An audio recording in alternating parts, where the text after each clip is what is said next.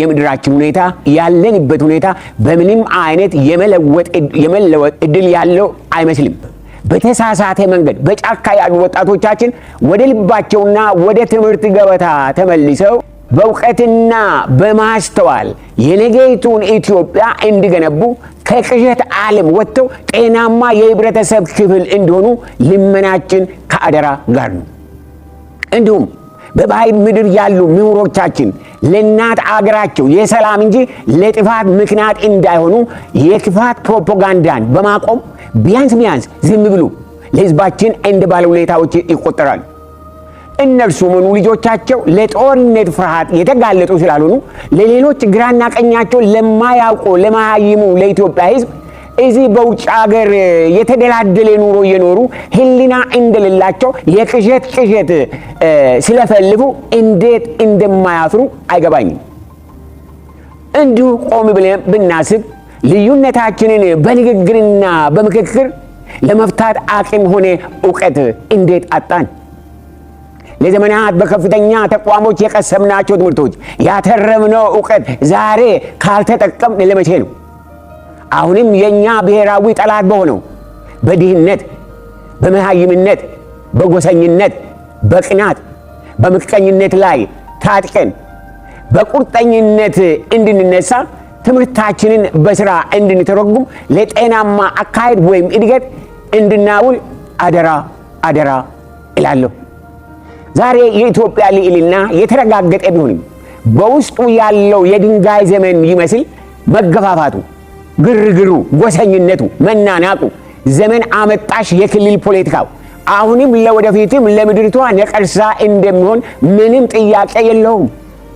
የዛሬ ምሁራን ምንም ማድረግ ካልቻሉ የምድሪቷ መሃይማን ከመጣላትና ከመበላላት ሌላ ምንም ማድረግ አይችሉም። የምድሪቷ ጥያቄ በማወላዳ ሁኔታ ዘላቂ መፍትሄ እንዲያገኝ ከተፈለገ የክልል ፖለቲካና የብሔር ፖለቲካ ተወግዶ የአገር ፖለቲካ ብቻ ቢሆን ዘላቂ መፍትሄ ከመሆኑም ሌላ ለእድገት፣ ለህብረት፣ ለአንድነት እጅግ አስፈላጊ መሰረት ይሆናል ብዬ አምናለሁ። የክልል ፖለቲካ ለጤናማ አመራር የማይመች ለክፍፍል፣ ለጥላቻ፣ ለመለያያ ሆነ ተብሎ የተወጠነ እንጂ ለአገር አንድነትና እድገት በምንም አይነት ታሪክ ታስቦ የተደረገ አይደለም። በዚህ በ21ኛው ክፍለ ዘመን የዓለም ኢኮኖሚና አቅጣጫ ግሎባል እየሆነ በመጣበት በአሁኑ ጊዜ የኛ አካሄድ ዘመን የማያስተናግደውን ኋላ ቀር አስተሳሰብ በመከተል ከዘመናት ድህነትና ከኋላ ቀርነት መላቀቅ እንደማንችል ግልጽ ነው። መሬት የእግዚአብሔር ናት። ለመጀመሪያው ሰው ለአዳም እንደተባለው እንድናበጃጃትና እንድንጠብቃት ኢትዮጵያ ለኢትዮጵያውያን ተመደበች እንጂ ኢትዮጵያውያን በጎሳ፣ በቋንቋ፣ በባህል ተለያይቶ አገርን በመከፋፈል ይጣሉባትና ይገዳደሉባት ዘንድ የፈጣሪ ፈቃድ ፍጹም አልነበረም፣ አይደለምም። ፈጣሪ የሚያውቀን እንደ አንድ ህዝብ ነው። እንደ ዛሬ በጎሳ ተለያይተን እየተጣላን ምድሪቷን የሲኦል እንድናደርጋት በፍጹም ሐሳቡ አልነበረም። እውነቱን እንነጋገር ከተባለ የክልል ፖለቲካ በምንም አይነት ኢትዮጵያን አንድ አደርጋትም። የህዝቡንም የእኩልነት ጥያቄ አይመልስም። የታሰበውን ሰላምና እርጋታ አይሰጣትም። ኢትዮጵያ ከክልል ፖለቲካ ነፃ ወጣ ለሁሉም መሆኗ እስኪረጋገጥ ድረስ የሚያገረሽ የጎሰኝነት በሽታ፣ የበላይነት ስሜት፣ የእኔነት ድንቁርና፣ የድንበር ግጭት በፍጹም እንደማይለቃት ከማንም የተሰወረ አይደለም። በዚህ በክልል ፖለቲካ በምድሪቷ በመቀጠል ተተኪውን ትውልድ ለራስ ምታት፣ ለግጭት፣ ለጦርነት፣ ለቂም በቀል ማድረግ ከኛ አይጠበቅብንም። አይናችን እያየ ውስጣችን እያወቀ የራሳችንን ድክመትና ውድቀት ለተተኪው ትውልድ ማውረስ አይገባንም። ህዝቤ ይህ ክፍፍል አስተሳሰብና አካሄድ ለጥቂቶች የእንጀራ መብያ ይመች እንደሆነ እንጂ ፍሬ ያለው ለአገር ጠቃሚ የሚሆን ስራ ይሰራበታል ብሎ ማሰብ ፍጹም የማይቻል ነው። አሁንም ይህ የክልል ፖለቲካ ከምድሪቷ ተወግዶ ልጆቻችን ጌታ በሰጣቸው የትምህርት የምርምር ችሎታ ያለምንም ገደብ ወደ ሰሜን፣ ወደ ደቡብ፣ ወደ ምስራቅ፣ ወደ ምዕራብ ሄደው ምንም አይነት ክልል ሳይከልላቸው፣ ባህልና ቋንቋ ሳያግዳቸው፣ የጎሳ ጥያቄ ሳይነሳባቸው አእምሮአቸውን በትምህርት በምርምር በማዳበር ለሀገሪቷ በረከት የሆኑ ዘንድ ካሁኑ መንገድ መከፈት አለበት። ልጆቻችን ከእርስ በርስ ቀርቶ ከውጭዎቹ፣ ከቻይናዎቹ፣ ከጃፓኖቹ፣ ከአውሮፓውያን ሆነ ከአሜሪካኖቹ ጋር እንዲወዳደሩ የጋራ መድረክ ማዘጋጀት ቴክኖሎጂውንና ጊዜው የሚጠይቀን ጉዳይ ነው እንጂ ሌላ ስላልሆነ በዚህ ማሰብ መዘጋጀት አለብን። ዛሬ ስለ ክልል የሚያወራ የሰለጠነና የተማረ ጤናማ ሕዝብ በምድር ላይ የለም። ዛሬም በቴክኖሎጂ ጥሩ የተማሩ ልጆቻችን እንኳን ስለ ክልል ለማውራት ጊዜም ሆነ ፍላጎት የላቸውም። ለምን? ምክንያቱም እዚሁ በሀገራችን ሆነው ለውጭ ካምፓኒዎች የሚሰሩና በዶላር፣ በፓውንድ፣ በዩሮ የሚከፈላቸው እየበዙ ስላሉ ነው። እግዚአብሔርን እጅግ አድርገን እናመሰግናለን። የምድራችንንና የሕዝባችንን ራዕይ ከዚህ ከመንደርና ከክልል ፖለቲካ ነፃ የወጣ ወደ 21ኛው ክፍለ ዘመን አሰራርና አኗኗር የሚያነጣጥር መሆን ይኖርበታል።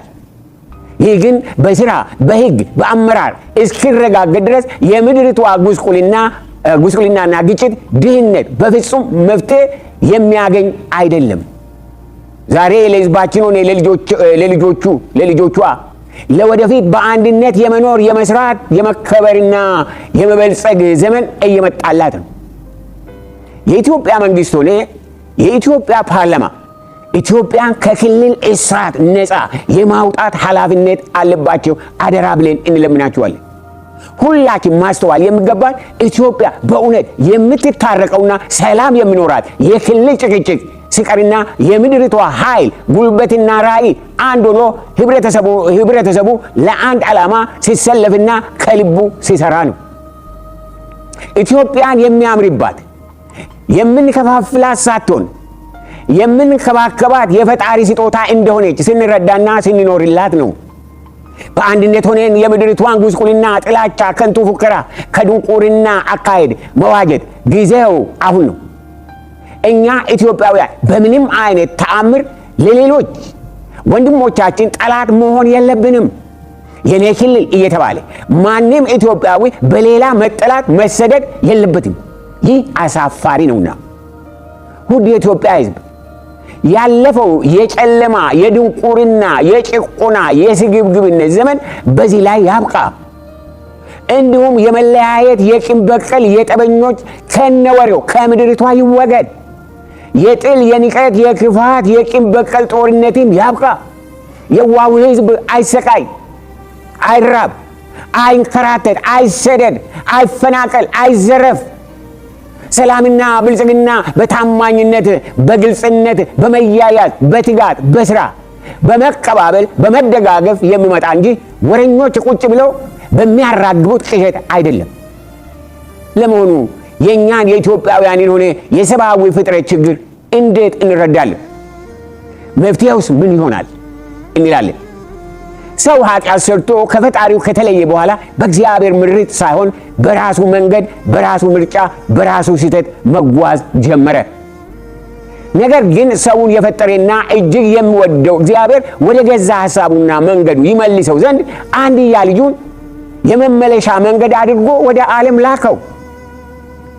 ጌታ ኢየሱስ ክርስቶስ ወደ ምድር የመምጣቱ ጉዳይ የሰው ሳይሆን የእግዚአብሔር ምርጫ ነው።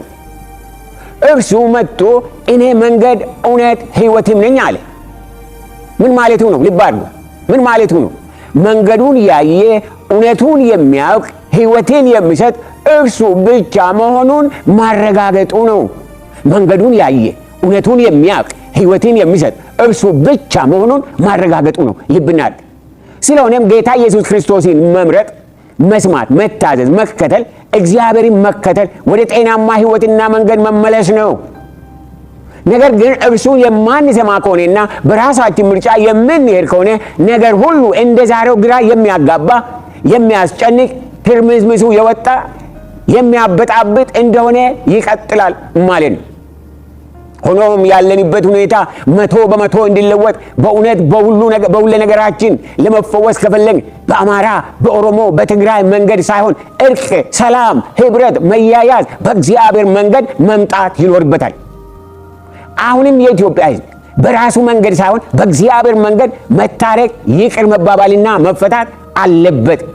ያለበለዚያ ነገራችን ከጨለማ ወደ ጨለማ፣ ከመርዶ ወደ መርዶ፣ ከጦርነት ወደ ጦርነት፣ ከግጭት ወደ ግጭት፣ ከሰቆቃ ወደ ሰቆቃ፣ ከቁጣ ወደ ቁጣ ሆኖ ይቀጥላል ማለት ነው። ያለበለዚያ የብዙዎች ጥረት በማወቅ ሆነ ባለማወቅ ነገሩን እያከበዱ እርቅና ሰላም እንዳይቻል መፍትሄ ከመፈለግ መንገዱን እያጣበቡ የታሰበው እርቅና አንድነት እንዳይቻል ምክንያት ሆኖ ይቀጥላሉ። ውድ የኢትዮጵያ ህዝብ በእውነት በእግዚአብሔርና በቃሉ የምናምን ከሆነና ፍጹም ፈውስ ከፈለግን እርሱ ስለ መንግስት፣ ስለ ስልጣን፣ ስለ አመራር፣ ስለ ዜጎች ኃላፊነት የሰጠው መምሪያ አጥብቀን ማንበብ፣ መረዳት፣ መታዘዝ አለብን። እርሱ በዘላለማዊ ፈቃዱና እውቀቱ የሰጠው መመሪያ የማንቀበል ከሆነ በየጊዜው ስለሚደርስብን ጉዳት፣ መከራ፣ ሰቆቃ፣ ሐዘን፣ ማጉረምረም ዋጋ የለውም። ኢትዮጵያ ዛሬ ያለችበት የምርጫዋን ዋጋ በዓለም ዓይን ፊት እየተከፈላት ነው። ትግሬው በውጪ ኃይል ሳይሆን በገዛ ልጆቹ፣ አማራው በውጪ ኃይል ሳይሆን በገዛ ልጆቹ፣ ኦሮሞ በውጪ ኃይል ሳይሆን በገዛ ልጆቹ እየተሰቃዩ በገዛ እጃቸው ባነደዱት እሳት ውስጥ እያለፉ ነው። ይህ የሚያሳየው ከእግዚአብሔር ሐሳብና ፈቃድ ምን ያህል ርቀን እንዳለን ነው። አእምሮ እንዳለው ህዝብ እንጠይቅና እስከ መቼ እንደዚህ እንቀጥላለን? አሁንም በህብረታችን፣ በፖለቲካችን፣ በኢኮኖሚያችን ለመፈወስ ከፈለግን ወደ እግዚአብሔርና መመሪያው መመለስ በግድ አስፈላጊ ነው። የዘላለም እግዚአብሔር ስለ መንግስትና ስለ ዜጎቿ ምን እያለን ነው? እርሱ ያለውን ከቃሉ አንብበን አምነን በስራ ከተረጎም ነው ለኛም እውነተኛ ፈውስ በምድራችን እንደሚሆን ምንም ጥያቄ የለውም። የዘላለም እግዚአብሔር በቃሉ የሰጠን መመሪያ በመጽሐፍ ቅዱስ ሐዋርያው ጳውሎስ ወደ ኤፌሶን በጻፈው መልእክቱ በምዕራፍ 13 ከቁጥር 1 እስከ 7 ማየቱ ይበቃል። ይህንን ነገር አሁን አነበዋለሁ። እናንተም በቤታችሁ እንድታነቡ መልሳችሁ 10 ጊዜ 100 ጊዜ እንድታነቡበትና እንድትኖሩበት አደራ እላችኋለሁ። በዚህ ላይ እንደምንመለከተው የማንኛውም የመንግስት ሆነ የዜጎቹ በስርዓት የመኖር የመቀበልና የመከባበር ጉዳይ እግዚአብሔርን እንደሚያገባ ግልጽ ሆኖ እናየዋለን። እንደዚሁ ያን ቃል እናነባለን። ነፍስ ሁሉ በበላይ ላሉት ባለስልጣኖች ይገዛ፣ ከእግዚአብሔር ካልተገኘ በቀር ስልጣን የለምና። ያሉትን ባለስልጣኖች በእግዚአብሔር እየተሾሙ ናቸው። ስለዚህ ባለስልጣንን የሚቃወም የእግዚአብሔርን ስርዓት ይቃወማል። የሚቃወሙትን በራሳቸው ላይ ፍርድን ይቀበላሉ። ልብ አድርጉ። የሚቃወመው የእግዚአብሔርን ስርዓት ይቃወማል። የሚቃወሙትም በራሳቸው ላይ ፍርድን ይቀበላሉ። ገዢዎቹ ለክፉ አድራጊዎች እንጂ መልካም ለሚያደርጉ የሚያስፈሩ አይደሉምና ባለስልጣንን እንዳትፈራ ትወዳለህን? መልካሙን አድርግ፣ ከእርሱ ምስጋና ይሆንልሃል። ለመልካም ነገር ለአንተ የእግዚአብሔር አገልጋይ ነውና። በከንቱ ግን ሰይፍ አይታጠቅምና ክፉ ብታደርግ ፍራ፣ ቁጣውን ለማሳየት ክፉ አድራጊ ነውና። ክፉ አድራጊውን የሚበቀል የእግዚአብሔር አገልጋይ ነውና። ስለዚህ ስለ ቁጣው ብቻ አይደለም፣ ነገር ግን ስለ ሕሊና ደግሞ መገዛት የግድ ነው። ስለዚህ ደግሞ ትገብራላችሁና በዚህ ነገር የሚተጉ የእግዚአብሔር አገልጋዮች ናቸውና ለሁሉ የሚገባውን አስረክቡ። ግብር ለሚገባው ግብርን፣ ቀረጥ ለሚገባው ቀረጥን፣ መፈራት ለሚገባ መፈራትን፣ ክብር ለሚገባው ክብርን ስጡ እያለ ይቀጥላል። ይህን ዘላለማዊ የእግዚአብሔር ቃል ስንመለከት ማንኛውም ስልጣን፣ ሹመት፣ ኃላፊነት፣ ስልጣን ካለውና መስጠት ከሚችል ከእግዚአብሔር ብቻ የሚመጣና የሚሰጥ ስለሆነ ነፍስ ሁሉ ማለት ሰው ሁሉ በየቦታውና በየደረጃው ለተሾሙና ስልጣን ለተሰጣቸው ከልባቸው ይገዙና ይታዘዙ ዘንድ ያዛል። ያም ሰራተኛ ለአሰሪ፣ ሚስት ለባል፣ ልጆች ለወላጆች፣ ሕዝብ ለመንግስት ከልብ የመታዘዝና በመገዛት ሰው ሁሉ ከላይ እስከ ታች ከታች እስከ ላይ በስርዓትና በሰላም ይኖሩ ዘንድ የሁሉም ፈጣሪ የሆነ እግዚአብሔር ያዛል። ከዛ ውጪ እኛ የግል የሆነ የራሳችንን ሐሳብ በመስጠት በራሳችን መንገድ በመሄድ ሁሉን ነገር በራሳችን ዕውቀትና አቅም በመተቸትና በመወሰን የምናደርጋቸው በሙሉ ውጤቱ ቁጣንና ውድቀትን የሚያስከትል ነው። ይህ ዛሬ በመላ ዓለም በዓይናችን የምናየው በጆሮአችን የምንሰማው በእኛም ላይ እየደረሰና እየታየ ያለው የአመፅ ውጤት ነው። ነገሩ አጭርና ግልጽ ነው።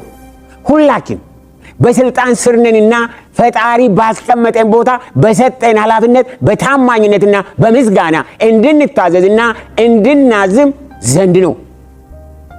ሀገር የምትፈወሰውና የምትበለጽገው በዛ መንገድ ብቻ ስለሆነ የኢትዮጵያ ሕዝብ በሙሉ ወደ ልቡ ይመለስና እግዚአብሔር ባስቀመጠው ቦታ ከልቡ በመታዘዝና በማገልገል ደስተኛና ፍሬያማ ይሁን። በደረስኩበት ደስተኛና ፍሬያማ አይደለሁም የሚል ካለ በአንድ መንገድ ወይም በሌላ የእግዚአብሔርን ስርዓት አላውቅምና አልኖርበትም ማለት ነው። በዚህ ውስጥ አንድ ልብ ማድረግና መጠንቀቅ የሚገባን አለ። ሰው በዘመኑ በኑሮው በመንገዱ ሁሉ የዘራውን ያጭዳል። አዎ ሰው የዘራውን ያጭዳል። ብዙ ሰዎች መሪዎቻቸውን በአፍና በይዝሙላ ብቻ እንጂ ከልብ ስለማያከብሯቸውና ስለማይታዘዟቸው በውስጣቸው መራራ ንቀት ስላለ በገዛ ቤታቸውና በገዛ ትዳራቸው በገዛ ልጆቻቸው ጭምር ክብር የላቸውም። በቤታቸው በኑሯቸው ክብር የለም። ማንም ይሁን ማንም ሰውን የማያከብር ሰው በምንም አይነት በየትም ቦታ በአፍ እንጂ በእውነት አይከበርም። በአንደበቱም ሆነ በልቡ ክብር ያለው ግን በሄደበትና በሚሰራበት ቦታ ሁሉ ይከበራል፣ የሚያደርገውም ሁሉ ይሳካለታል። በሌላ በኩል ደግሞ በአንደበቱም ሆነ በልቡ ንቀት ያለውና በሄደበት ቦታ ሁሉ ንቀት የሚነዛ በሁሉ ቦታ ይናቃል። ውርደት እንጂ ፍሬያማ ዘመን አይጠብቀውም። ስለሆነም ክብርም ሆነ ንቀት ከኛ ይጀምራልና ከሌላ ቦታ አንጠብቅ፣ እያንዳንዱ የዘራውን ያጭዳልና። ሌላው ደግሞ ዛሬ መንግስትን ለማሳጣት በየቦታ የሚጮሁ ግብርና ቀረጥ ከፋዎች ናቸው። አንዳንዶቹ እውነት አላቸው። አብዛኛው ግን ለማጭበርበር ሲሞክሩና ሲደረስባቸው በውሸት ይላሉ።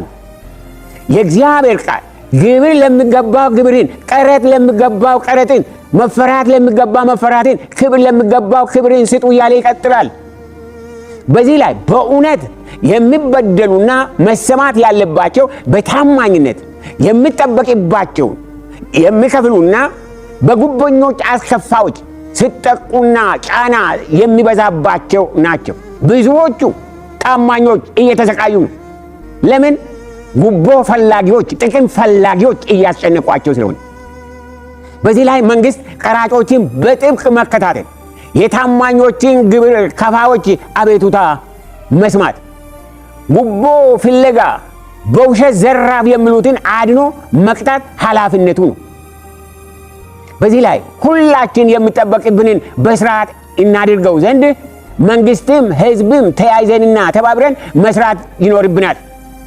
በዚህ ላይ የዘላለም እግዚአብሔር በዘላለማዊ ዕውቀቱና ማንነቱ ስለ ሀገር፣ ስለ መንግስት፣ ስለ ዜጎች፣ ስለ እያንዳንዳችን ኃላፊነት ግልጽ አድርጎታልና በሰላም ለመኖር የሚቻል ይህ የእግዚአብሔር ቃል በስራና በኑሮ ሲተረጎም ብቻ ነው።